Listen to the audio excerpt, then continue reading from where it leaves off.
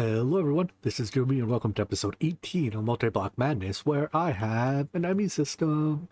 Cool. So, using the ME system we built last episode, today I would like to work through the remaining bits of Chapter 5, and with any luck, make some Osmium. I don't know if we'll make it all the way there. There's Terrestrial in the way, a couple other significant steps. I gave it some thought too. Originally, my plan was to make a couple pieces of Terrestrial and then just use our Terrestrial seed that I've left sitting here for the last forever to make more Terrestrial. But I've thought it over a bit, and I'm kind of like already way over my seed budget, right? I've made way more seeds than I'm typically allowed to make because you only get one tier 6 seed. And instead I looted a bunch of these from villages. So I'm thinking Terrestrial is one of the more fun and interesting challenges in any given pack, including this one. So let's just make Terrestrial the old-fashioned way.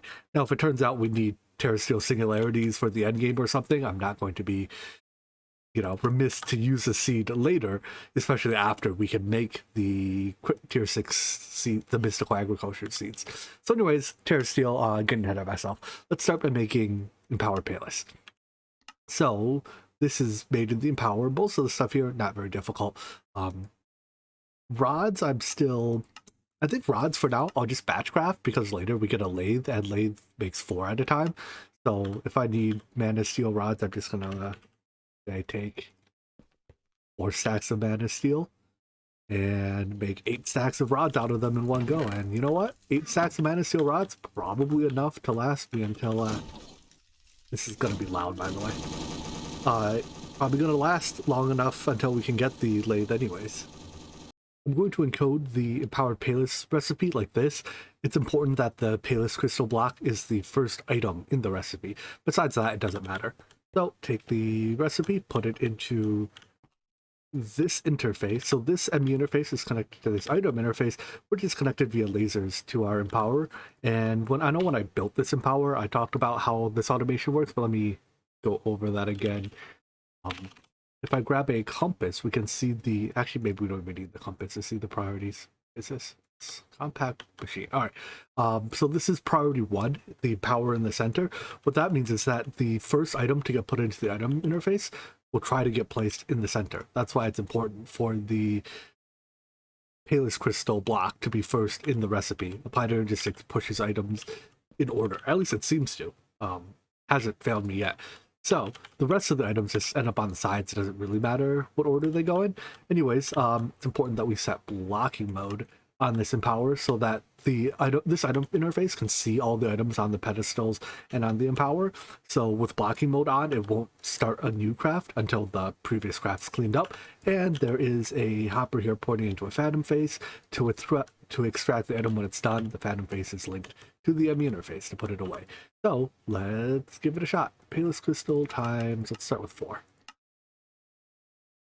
And immediately we're crafting. So these things do take a little while to craft on the Empower. That's the downside of empowering on the Empower as opposed to on the combination crafter. This thing can do, it does it in 4 ticks, whereas the Empower takes a fair chunk longer. You can time in a bottle the Empower block in the center. It makes it a little faster. If the Empower recipes are very energy heavy, you might also need more than 1 power connection to your display stands, but for this one we don't. And there we go, 4 Empowered Payless crystal blocks. Now, I did see that this leads to the containment chalice. This recipe was changed. Normally this requires the highest tier altar, the celestial iridescent altar to make, but it's changed to be an infusion recipe. So this is a good chance for us to upgrade our infusion setup to also be applied energistics compatible, I think. First, let's move all of our Essentia from these warded jars into digital storage. A couple ways to make the digital storage devices. We can... Oh, this doesn't work. So I'm surprised. I thought we could get the autonomous user to use Cheater's Thaumonomicon, and when that happens, you get a set of the Essentia storage components because they come as research rewards. I was going to say, even if that works, I'm not going to do it because that feels cheaty. So these that I have actually are my research rewards. I mean, it's only one set of it, so it's not a big deal, but it's also not nearly enough Essentia storage. So we're going to have to craft a whole lot more of this. Unfortunately, this is made in the Arcane Workbench, which means we can't fully automate it, but what I can do is just... Oh, that's right, I see it here. Pull the recipe into here and then click a bunch of times to craft. So we're just going to batch craft a bunch of these. I think 16k is probably a good size. You don't need to hold like 50 million billion types of this. Well, each cell holds 12 types of Essentia, and it's similar to regular items where each Essentia point, I assume, costs one Essentia, like one of the bytes in here, but I'm not exactly sure. Anyways, I just need a whole lot of brass. How much? What type of brass do I have? I have not a lot of it. I might need a better way to make... Let's see, what are my brass options? Alchemical or Tech Reborn brass? Tech Reborn brass is an alloy of some sort with zinc. Couple options for where to get zinc from. For now, I'm going to get it from sphelerite. So nothing else to do with sphelerite besides electrolyze it for zinc.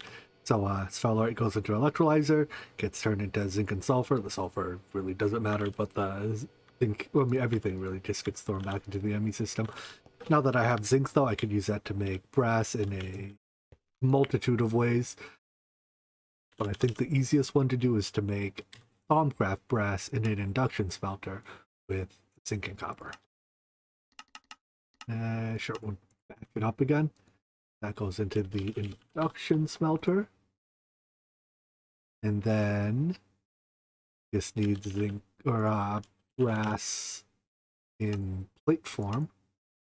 So very conveniently, we can just handcraft that. And now I can order, let's go with 300 brass plates. Cells 16k each and 12 types each should, as I mentioned, be enough. Then I'm gonna just set up Essentia import buses on the warded jar block here. I do have to actually put the warded jars in front of the import buses, but can I make 100 of these? Is that too many? Probably. Yeah, whatever. Give me some acceleration cards to speed it up. Now, once we have the jars emptied out, we can then move our import buses to be directly against these alembics and then import directly out of the alembic for any future Essentia melting. But first, we do have to still empty out our previous use of jars. Thankfully, this should be the last time we have to touch Essentia in a jar. With all the Essentia moved to digital storage, we can now view them through a terminal, which is really nice. I can set it to, say, amount, and then just see what am I short on, stuff like Vidium, Infernium, etc., etc. I can also... apparently I can't do this. Never mind. I thought you could fill jars from this. Maybe you can only fill files from the terminal, and then you can use the files to fill the jars. Is that how this works? Let's double check. Yeah, so you can put 10 aspects of anything into that file, and you can, it's two-way. Anyways, with Essentia in the ME system, we still have to get it to the infusion table, or infusion altar, whatever. For this, we need a infusion provider, one of these. So I suppose I should have crafted this before I took my jars down. I'm going to have to pull these aspects out and put them back into files to actually do the infusion, but material wise it's pretty cheap. One last infusion using jars to wrap up an era, so go and speed it up. Perfect. Now our Essentia provider, we can just put it literally anywhere. Within 12 blocks of the altar can suck Essentia out of here directly for its own uses now. So I no longer have to do this. I wonder, can I empty jars into here? No, I cannot. Let's test out our infusion provider now. So the next infusion is to make the containment chalice itself. And stop pulling in anything. Oh, there it goes. I guess it took a second to find it or something. I don't know. But now it's pulling in the precantatio, the potentia, and the whatever that is, the vacuos, the items, and we're done. I love my time in a bottle. Alright, we make one, we get a second one. There are a couple, these can be used for fluid interactions, so like, the liquid starlight, where does it show? I guess we don't have a tab for it, but like the reaction between starlight and lava to make sand or whatever can be facilitated with these containment chalices. But in my opinion, their main purpose is to make the starlight infuser far easier to use. If you place one of those and then fill it with liquid starlight, fill it completely with liquid starlight, it holds, I think, 24 buckets? Yeah. It will, instead of draining fluid out of the... This I'm missing... All right, there we go. Instead of draining fluid out of the ponds here, it drains it out of the containment chalice, and that way you don't have to worry about refilling these little puddles when you use your starlight infuser. So let's get a couple autonomous users. How many do I have? One. Let's get a second one, and then see if we can grab a few recipes in. Let's see if we can automate our starlight infuser. Automate it, set it up with one automated user clicking the items onto the infuser, one clicking the resonating wand to start the craft, and then just something to pick up the items when it's done. And if it's a little slow for you, well, good old friend Time in a Bottle will help us out. And let's just spews items out as long as there's enough starlight in here. The containment chalice, you can pipe into it. I believe it's the bottom block, but for now I think I'll just manually refill it. 24 buckets does a lot of crafting, and I'm just going to make a couple stacks of resonating gems and glass lenses, and this effect looks and sounds pretty cool, doesn't it? With that set up, let's look at our next thing to empower, and that's Void Crystal. So what is the difficulty in empowering Void Crystal? Primal Void Stone, I guess? This requires some of each of the Botania runes and some of this Void Stone stuff. All right, let's hook up our Botania automation, see if it just works. It should just work. I built it to just work, right? So if I grab an interface, I should be able to literally just hook this interface up to that drawer. Maybe we can run some drawer slaves over to like here. Make our wiring a little bit less messy.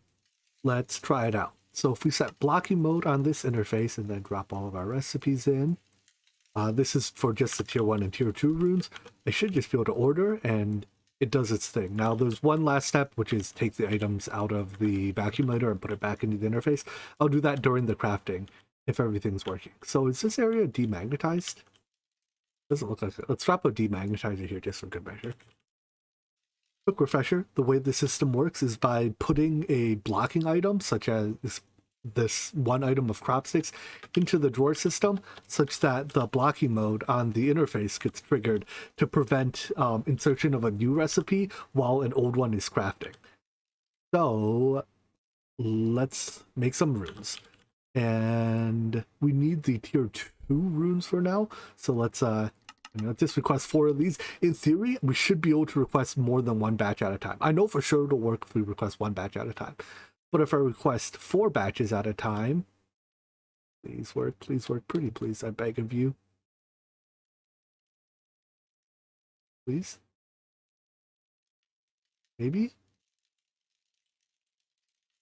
There's items in there.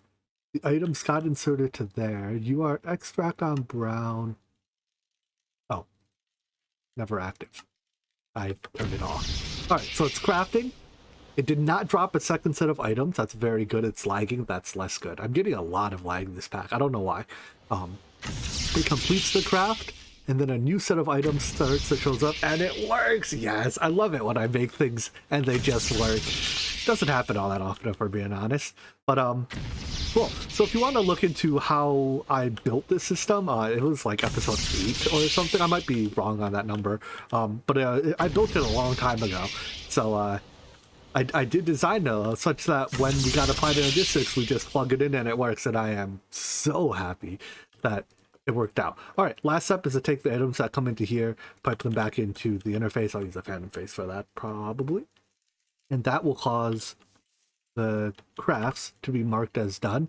Now, the they do the crafting of tier 2 runes does refund the tier 1 rune. However, if I put the tier 1 rune into its crafting recipe, or the item cannot be both the input and an output in applied energistics. Otherwise, applied energistics gets kind of confused. It's like, well, how do I handle loops? So I'm just gonna not tell it that it's an output. It won't know that it's an output. But then when it gets around to crafting it the next time, it'll be like, oh look, I have tier 1 runes on hand. I don't have to make more of them. Excellent. So that is the runes taken care of. Then let's look at the void stone. There's a couple steps here. So the last step is to smelt it. That's trivially easy. Step before that is, wait, is that it? I thought there was primal void stone. They're all panel, right? So it's smelt, atomic reconstructor, dig. Oh, for some reason I thought there was, oh, I see. I was looking at this type of void stone, which has the different recipe. Can we chisel between their forms? I don't think so, right? Because we don't need a tremendous amount of this, I'm just gonna backdraft. So do that. And guess which furnace I'm still using? Yep, good old diamond furnace. I should set up a redstone furnace, honestly. A redstone furnace will be much faster, and I don't have to time and model it to make it functional. Every other thermal machine so far has run very fast, so I expect this will be no different. Yeah, it looks like it's taking 2 ticks to cook an item. It's like just barely not making it in 1 tick. Probably because it's a 1000 RF operation, if I had to guess. No, smelting, yeah, smelting is a 1000 RF operation, generally speaking, or was it 2000? I don't know, but there's a little bit of inefficiency because this causes some inefficiency. So if I probably had a second one of these, it would be truly a 1 tick operation. But I mean, 2 ticks to smelt an item is well within acceptable bounds. So now that we have that, we can grab this recipe. This will basically be the same as our runes, right? We put these items, and remember, these tier 2 runes are refunded because any runes that are used on the altar get refunded. So while it looks like these blocks are expensive, it looks like they take up a whole bunch of runes, that is indeed not the case. They really only take up 4 pieces of the primal void stone per. So let's try to craft some. And I believe each craft makes 4, and these are 1 per block to empower, so we probably don't even need all that much. Let's make, I don't know, how about 16? Oh, it's telling me I don't have primal void stone? Oh, that's literally in my inventory. Let's try that again. 16. There we go. And do the thing. Beautiful. Danger noodle.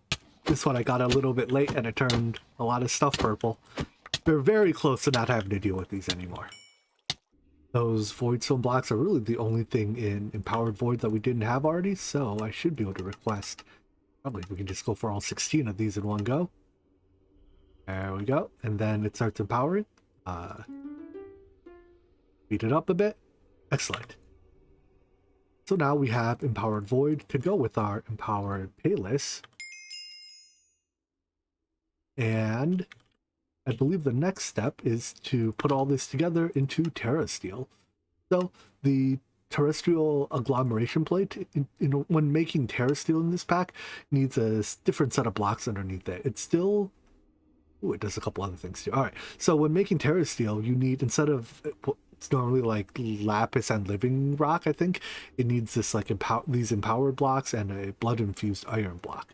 The inputs are, oh no, it's slightly different too. It's star metal instead of living, or instead of mana steel. Amount of mana though is still the same at half a mana pool. I'm going to build my terrestrial agglomeration plate out here. By the way, it looks pretty cool when it's blinking like that. You might notice it's really far away from our mana. What I'm actually thinking is I'll set up a different mana producer for this, because the leaf eating flower, while it's reasonably good for an early game flower, it doesn't quite, I think, meet our late game needs. By the way, there's a lot more noodles scattered throughout the base. I think there's like another one over here somewhere. I saw, maybe it died already. I don't know. We'll deal with them soon, hopefully. So anyways, we're gonna generate a lot of mana. For this, I think I want to use TNT. Delicious. Well, darn. So much for that plan. In order to make mana with TNT, we need pixie dust, and in order to make pixie dust, we need Terrestrial. So we're maybe going to make mana with TNT later. For now, though, let's now I'm kind of torn. Do I temporarily move it over by our mana and then set it up to use a different mana source later, or can we make the cake flower? Whatever it's called. Formaleus, I believe. I just have no clue how to spell that. Nope, Kekimiris. This just requires a tier 3 rune, which we can make. Let's set it up to use cake flowers for now, but I still want to get back to TNT mana later. In case the name didn't give it away, the cake flower eats cake to make mana. So what we're going to do is link our crystal to some pumpkins, and it seems like it's blocked by presumably the formation plane. Rearrange stuff a little bit to get the light to actually be able to hit the pumpkins, and the pumpkins get transmuted to cake. That's one of the things that Starlight can do. Why? Oh, if I know. But it turns pumpkins, hey, excuse me, you're not allowed here. It turns pumpkins into cake, the cake gets eaten, turned into mana, and these cake plants are extremely fast at producing mana. In fact, I'm almost 100% sure that the mana spreaders are saturated. Alright. I'm glad I said I was almost 100% sure. The mana spreaders are indeed not sat. Oh, wait. No, they're not saturated. The cake plants are a little bit slower than the mana spreaders are able to move the mana with their lenses, I guess.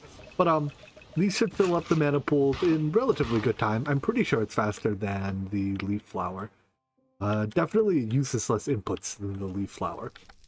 So really the only inputs to here are the pumpkins, and my pumpkins come from my relatively efficient farm.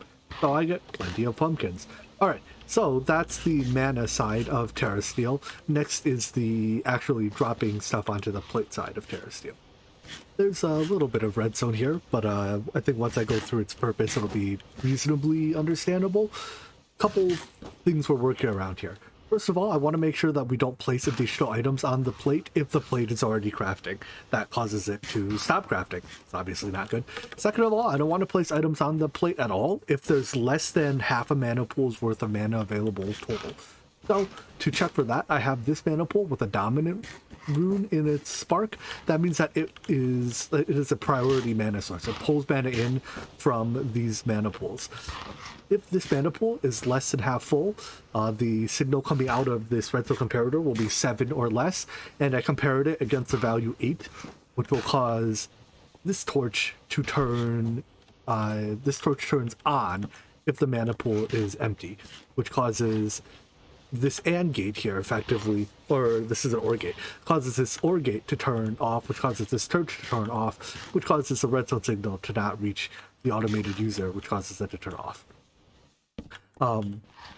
The other half of the OR gate comes from whether or not the plate is crafting. So if the plate is crafting, it emits a redstone signal 1 through 15 proportional to how done it is. So if the signal is at least 1, it'll turn this off as well, I think. I haven't tested it yet, so let's order some Terrestrial and give it a test. Oh, by the way, the items come from the ME system. There's a recipe in here. Blocking mode on the autonomous user here means that it gives, it gets one set of items, and then it won't get the next set until it's clicked on all 3 items of the first set. You can either click the items on or drop them, but if you click them, there's no travel time, there's no, fall time, etc., etc. So it's a little bit easier to click them, in my opinion. Anyways, let's order a piece of Terrestrial. We'll start with 1, and then I'll order. Well, I don't know if I have enough mana to order or to make 3. So let's just order 2 pieces of Terrestrial right now, because if it can do 2, it can probably do more than 2. In fact, actually, let's order more than I think we can make on third thought. So let's order 10. We can't make 10. We don't have mana for 10, but we're gonna request 10 and see what happens. All right, immediately, this thing is putting items on. I think it's clicking too fast. So we're gonna reduce or increase this click delay and restart that craft.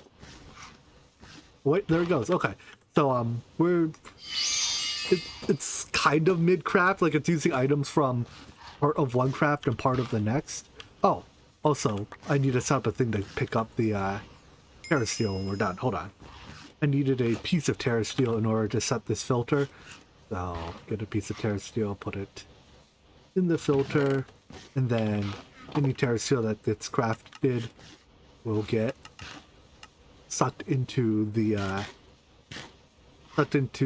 chest here, stored back into the ME interface, which should mark the craft as done. So let's go back once again and request that Terrestrial again. We got 1 ingot, so once again, let's ask for more than we can reasonably make. And I just want to see, it places 3 items on, the crafting starts, which causes this to shut off before it clicks any more items on. That was the part that was, because the click rate was too fast, it wasn't getting shut off in time. Like there's at least 1 repeater worth of delay in the system. There's probably some more redstone delay. I don't know if comparators and like the vanilla NOT gates are instant or not, but this seems to be working. So it's crafting. Now that we have now that these mana pools are empty, it's only crafting out of this pool, which will slow it down, but that's okay. Crafting slowly is fine as long as it takes less, or as long as it ends up taking less than 5 minutes to craft. And we are not at a point where it's going to take more than 5 minutes yet. So, it's still clicking too fast. Dang it. Alright, 32 ticks it is. But what should happen is after it crafts a couple more, we will no longer have enough mana. Still doing it. I bumped the delay up a little bit more, and I think at this point it's definitely high enough. Well, I just want to observe that it will shut itself down auto. No, it's still not. Oh, it's because I see. So what's happening is that the Redstone comparator here, it's actually failing to, it's not proportional 1 through 15 for crafting progress, it's proportional 0 through 15 for crafting progress. And with only 1 mana pool feeding it, it doesn't reach 1/15th crafted fast enough to shut this off. So I think instead of detecting crafting progress, I'll set up a thing to detect number of items here. So if there are 3 or more items, it'll shut that off. And we can use something like an entity counter. Entity detector. Yes, this seems like exactly what I want to do that.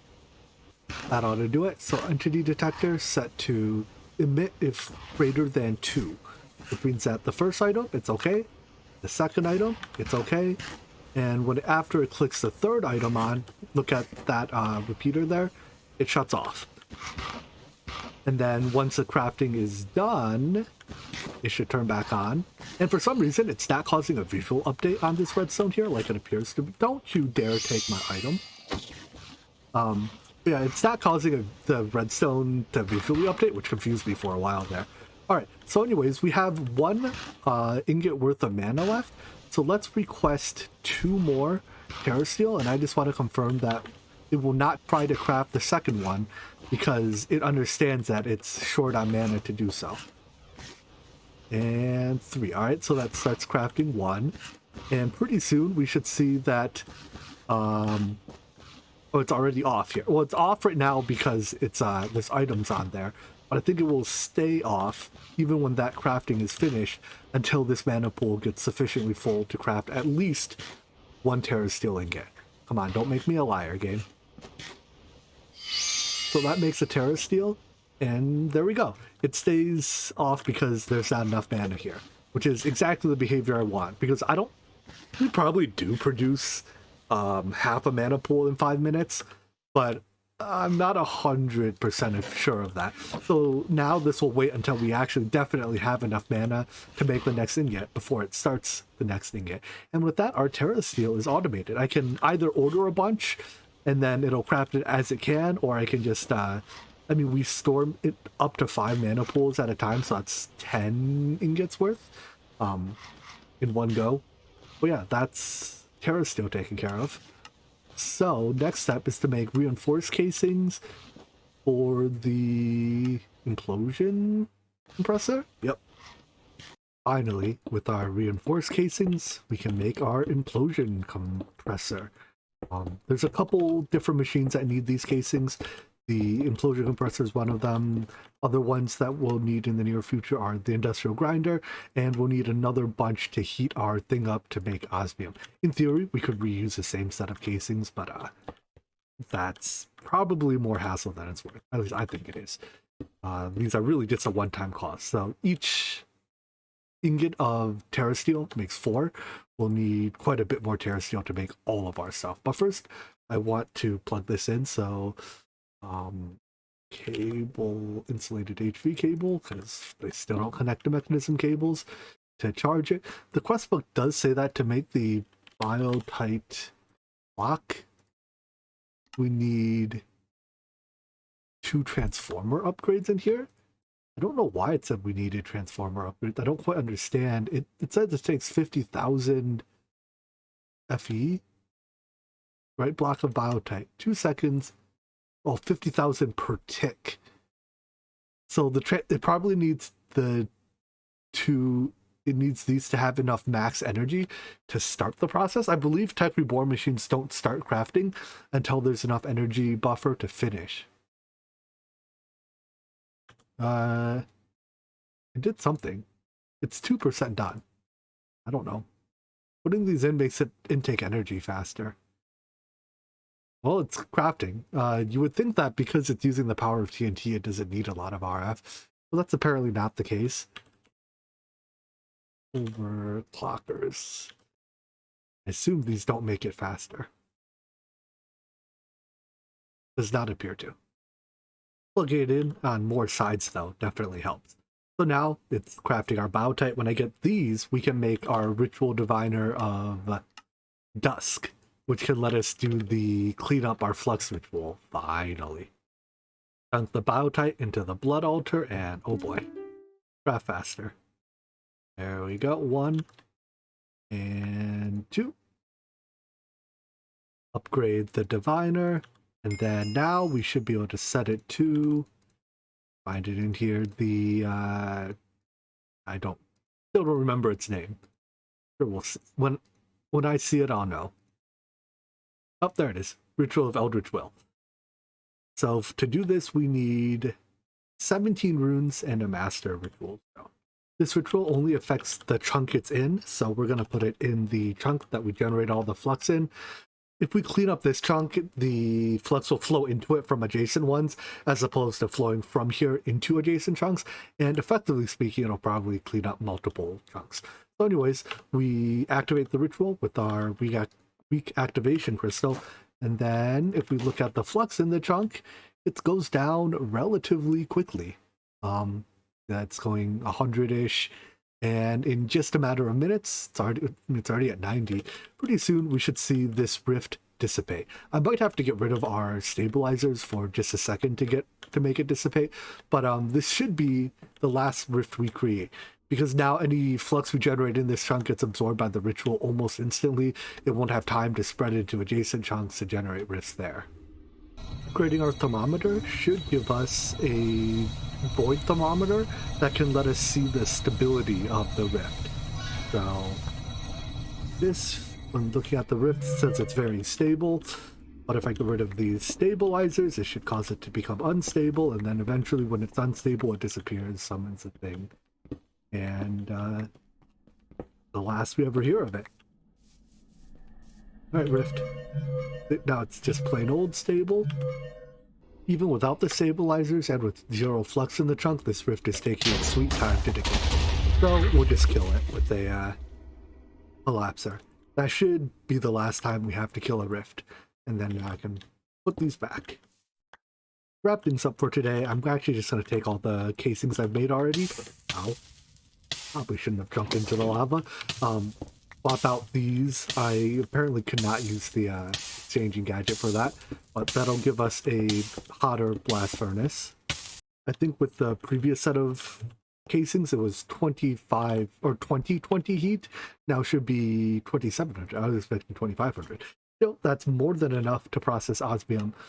So it's 2500 heat to make osmium. In the long run, I think it's better to...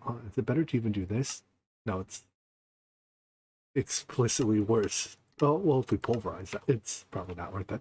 But if we take osmium, process it through an industrial grinder, we get platinum dust as well, which might be useful. I don't know. But for now, I guess, no, I have platinum seed.